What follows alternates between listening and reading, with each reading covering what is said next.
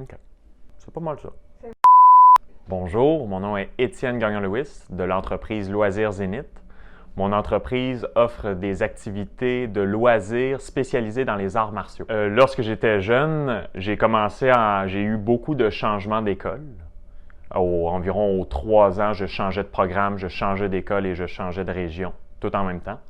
J'ai commencé au primaire en passant d'un programme régulier à un programme sportif où c'était de l'éducation physique tous les jours. Rendu au secondaire, j'ai voulu me délier la langue en suivant le chemin que mon grand frère avait pris en allant en art dramatique pour apprendre à bien parler. Par après, j'ai rendu secondaire 3, secondaire 4, j'ai changé pour aller dans un programme intégré de DEP en électronique. Donc, j'ai complètement changé d'orientation. Je suis passé d'un groupe rempli de filles à un groupe rempli de gars qu'on travaillait avec des robots. Rendu au cégep, c'est là que je me suis beaucoup questionné, est-ce que je continue en électronique, que j'avais une facilité, et c'est là que j'ai pris la décision d'aller plutôt vers l'être humain en allant réaliser une technique d'intervention en loisir. Notamment, lorsque j'étais au secondaire, j'ai commencé à être moniteur de ski. Donc, j'avais déjà à ce moment-là mes parents qui m'avaient initié très jeune à être skieur. Et là, j'ai décidé par moi-même de continuer en étant moniteur de ski. Donc, ça a été ma première expérience comme enseignant, que j'avais enseigné dès 14 ans. J'avais enseigné à des adultes, des adolescents, du monde de tous âges. Le moment où j'ai décidé de démarrer mon entreprise, ça remonte à 2014. 2014, le moment où j'étais déjà un passionné d'arts martiaux et que, en discutant avec mon maître et avec d'autres élèves avec qui j'avais la chance de pratiquer, je me rendais compte que ça n'allait pas être évident de gagner sa vie avec les arts martiaux, puisque la plupart des gens ont tous un second emploi. Et c'est là que j'ai décidé d'aller étudier pour démarrer mon entreprise qui serait axée sur les arts martiaux. Donc, j'ai été faire mes études en technique d'intervention, gestion et intervention en loisirs au Cégep de Saint-Laurent. Et une fois que j'ai terminé, donc ça remonte à juin dernier, en 2019, que j'ai eu le diplôme et que j'ai démarré à ce moment-là mon entreprise pour offrir les arts martiaux sous forme de loisirs plutôt que le côté compétitif de la chose. Ma clientèle cible actuelle est une clientèle ayant des besoins particuliers. Donc, je vise rejoindre les centres de jour adaptés, les écoles ayant des groupes, des classes adaptées comme TSA, troubles du spectre de l'autisme, les différentes associations comme l'Association des traumatisés crâniens ou des maisons des jeunes. Donc, je vise surtout les clientèles qui, en quelque part, pourraient ne pas oser aller d'eux-mêmes dans une école une école qui enseigne les arts martiaux. Donc, mes obstacles en commençant à vouloir démarrer mon entreprise a été notamment au niveau de la gestion, puisque j'avais des connaissances dans les arts martiaux, j'avais des connaissances d'un technicien intervenant en loisirs, mais démarrer une entreprise, c'était complètement de l'inconnu. Et c'est là que j'ai fait ma première réussite qui a été d'aller chercher des ressources pour me supporter dans mon démarrage d'entreprise. J'ai commencé en effectuant une recherche auprès de ma famille, que j'ai une sœur qui m'a parlé du programme Jeunes volontaires.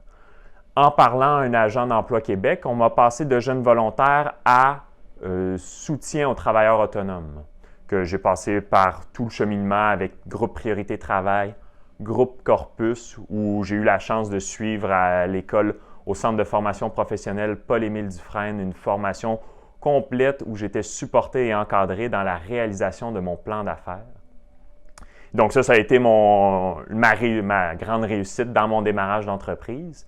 Et depuis ce temps-là, ça nous amène à aujourd'hui avec la pandémie qui commence à nous mettre des bâtons dans les roues à tout le monde, que je continue grâce à la formation, aux formations que je continue à suivre, à chercher des solutions, des nouvelles pistes pour amener à la réussite de mon entreprise.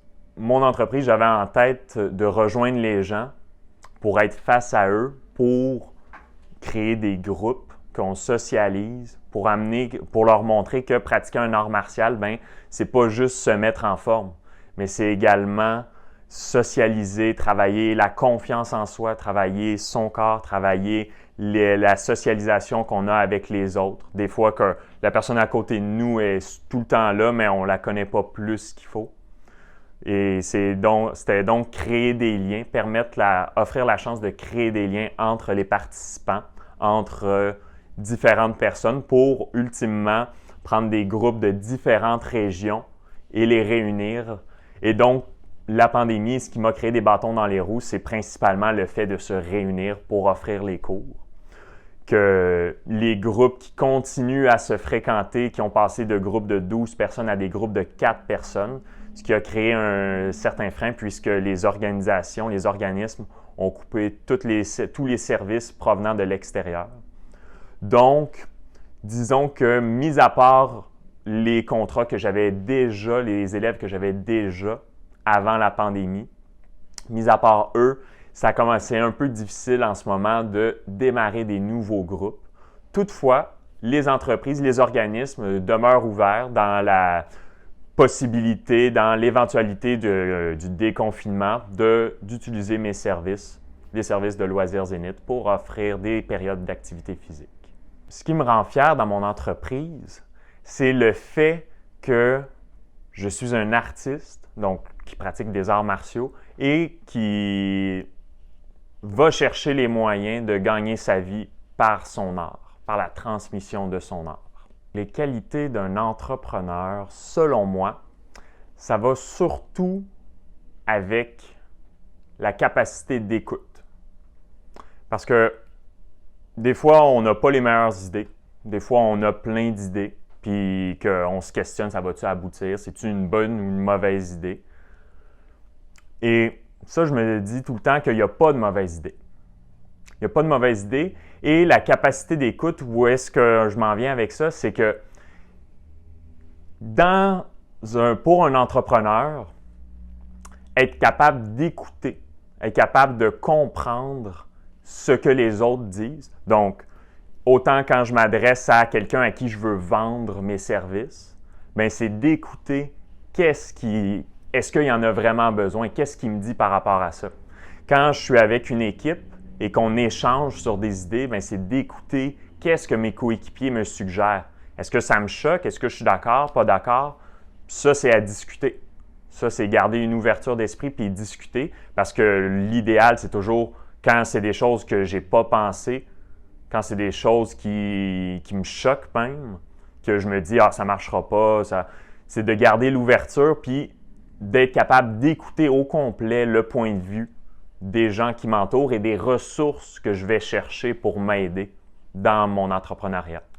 Pour terminer, pourquoi est-ce que je suggère au monde d'être entrepreneur ou de développer leurs propres idées? C'est principalement parce que choisir, c'est renoncer. Donc, quand on choisit,